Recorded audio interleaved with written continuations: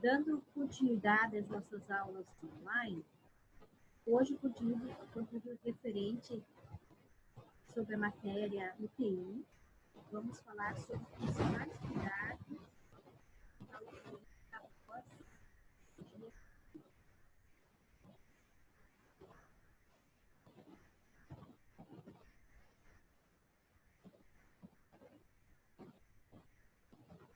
Então, procedimentos cardíacos, os principais procedimentos.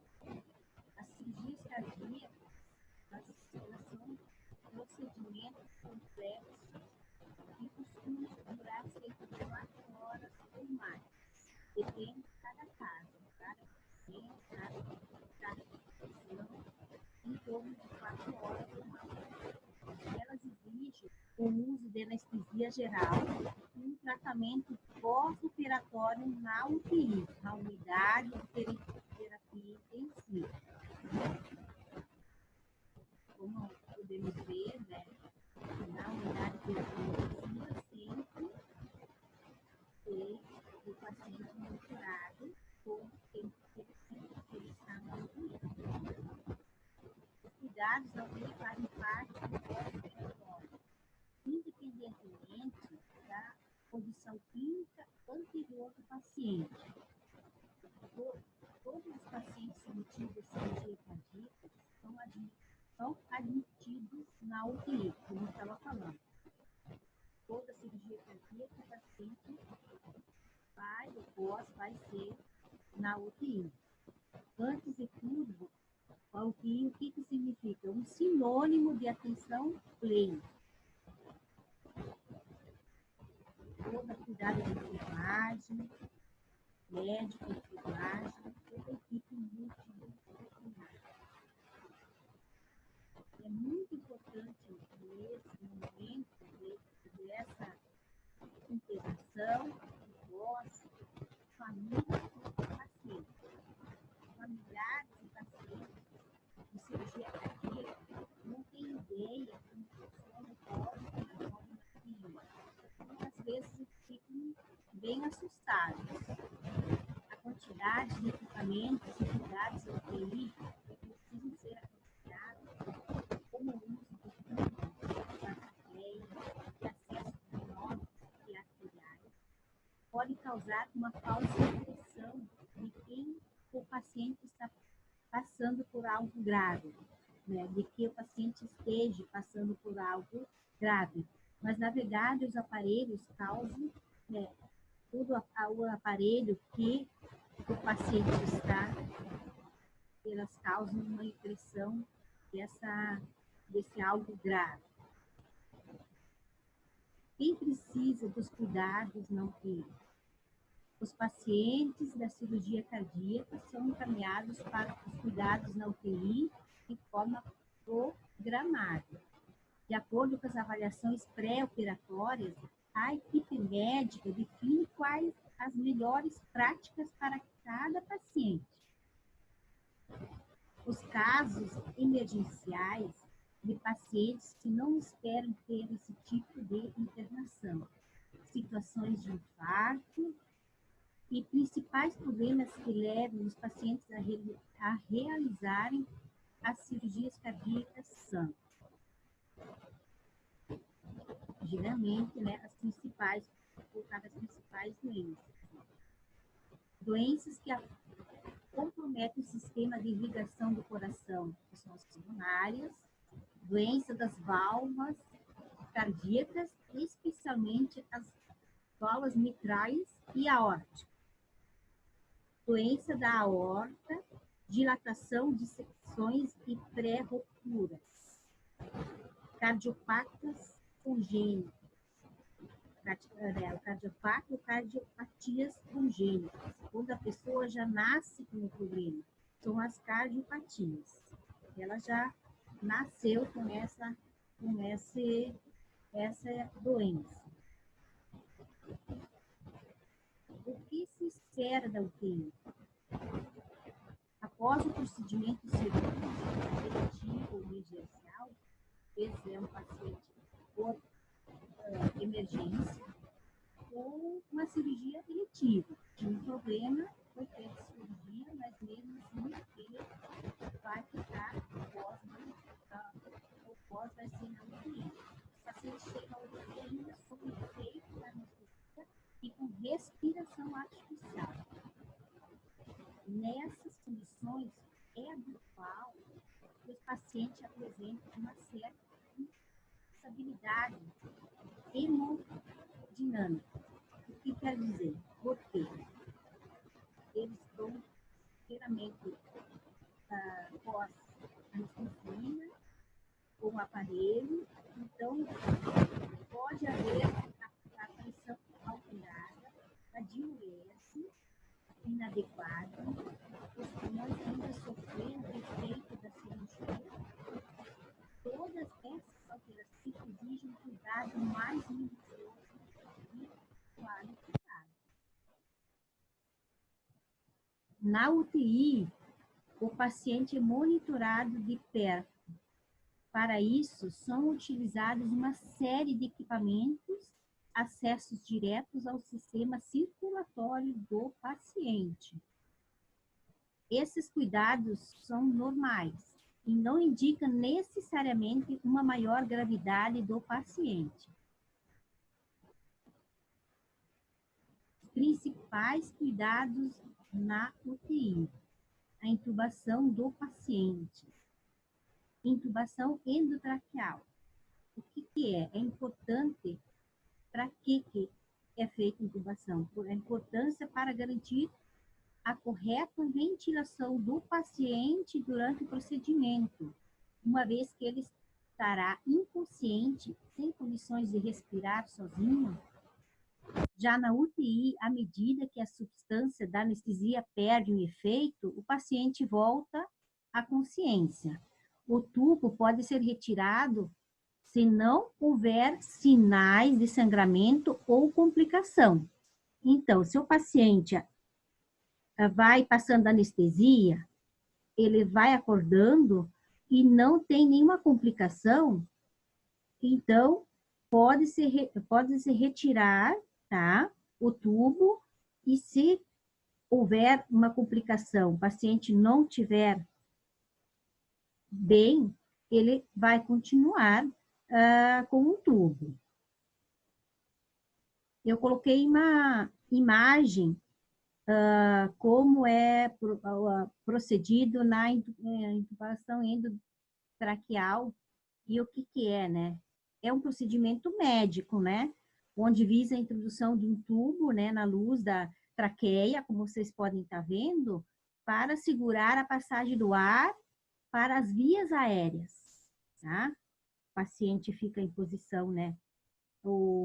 A traqueia elevada, o laringoscópio, né? E coloca o tubo, através do laringoscópio, o médico vai introduzindo o tubo.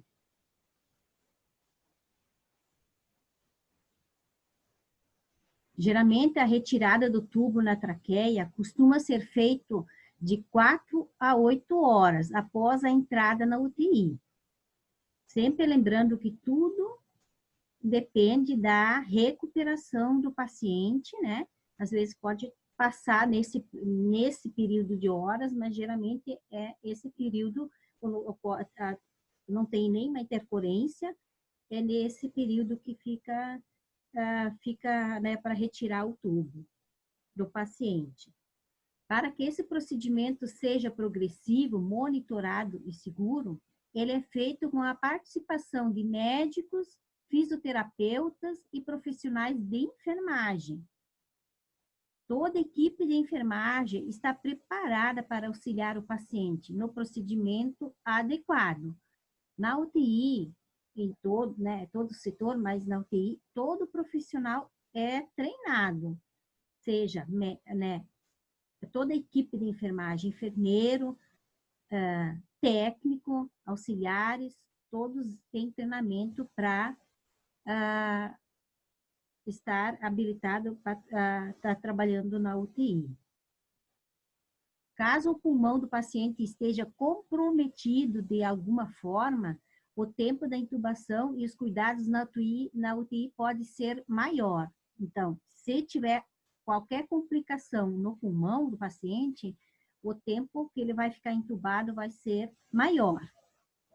Nesses casos, faça uma sedação leve. Então, como o tubo ele está no paciente, ele gera um desconforto, é dado uma sedação leve para que o paciente volte a dormir e seja despertado quando necessário, para que o processo da retirada do tubo endotraqueal seja de maneira que não venha a machucar o paciente. Os acessos. Os acessos são portas de entrada que a equipe da UTI utiliza para administrar medicamentos diretamente no sistema circulatório do paciente. Então, na UTI, os medicamentos são via administração, tá? No sistema circulatório do paciente. Então, tudo com os acessos. Então, tem que se cuidar muito nesse ponto na UTI, a asepsia, tá? Na hora de fazer a medicação, administrar, que pode ser a porta de entrada de infecções, tá? As veias centrais, geralmente as veias que são centrais utilizadas, geralmente é a subclávia e a jugular. São as mais utilizadas para esse fim. Esses acessos também permitem realizar exames, monitorar quanto o paciente precisa, quanto de líquido o paciente precisa, e os demais parâmetros hemodinâmicos. Já os acessos arteriais, geralmente feitos pelas artérias, são as artérias radiais ou femorais. São conectados a monitores que exibem de forma contínua o valor da pressão arterial do paciente. Na cirurgia cardíaca, o marca-passo provisório faz parte dos cuidados da UTI para praticamente todos os pacientes, por conta da manipulação do músculo cardíaco. Alguns pacientes podem sair da cirurgia cardíaca com arritmia ou bloqueio atrioventricular.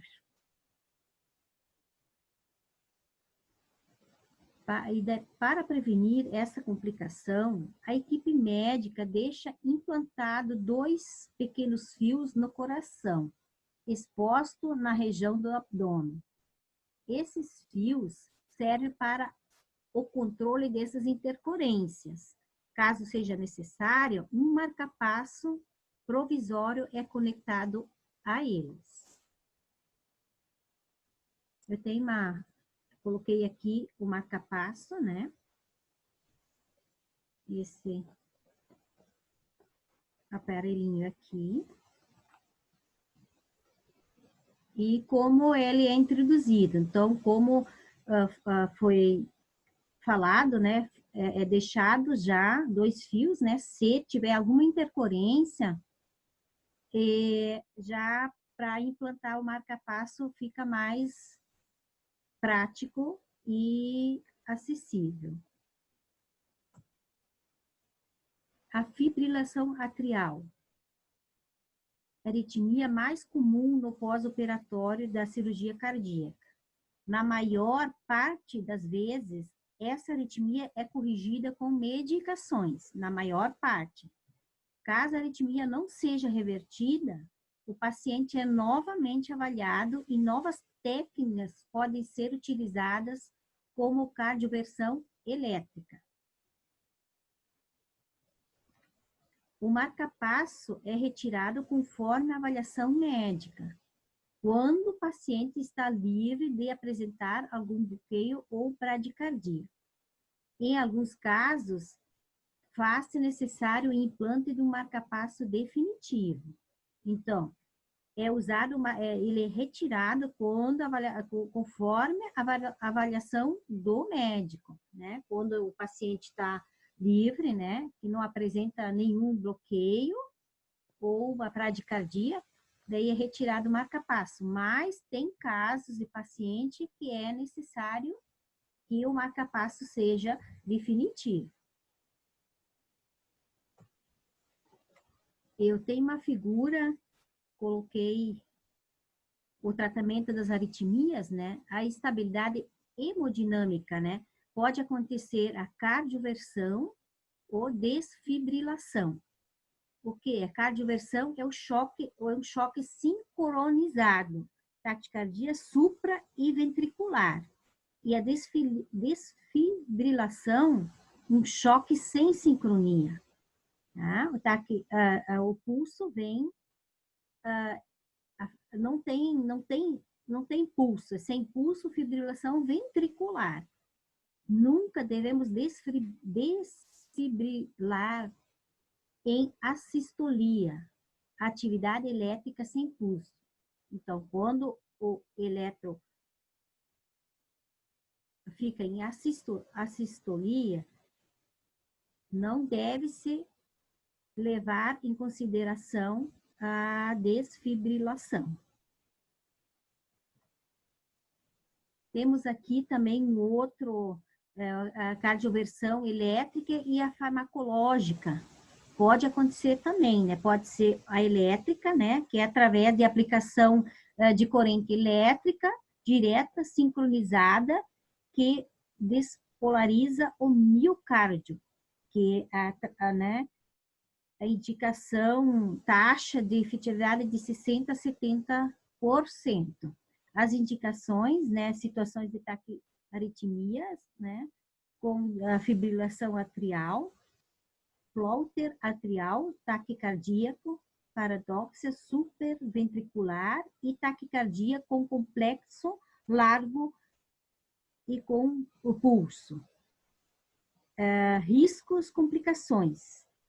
A elétrica, a cardioversão elétrica, ela pode gerar umas complicações. Nem sempre, mas o paciente não é seguro dizer que não tem nenhuma complicação. Pode dar queimaduras na pele, irritação cutânea e riscos anestésicos gerais, né? Resíduos anestésicos gerais. E tem o farmacológico, que é por medicação. As mais indicadas é através os antiarrítmicas, que é o amidarona, procainamida e a propafenona. Essas são as principais, entre várias outras medicações. A indicação, então, quando tem fibrilação atrial, falta atrial, né? Os riscos e complicações dos farmacológica, né? Pode ser alergias da intolerância de algum fármaco ou alguma medicação que foi administrada, ou a não remissão da arritmia.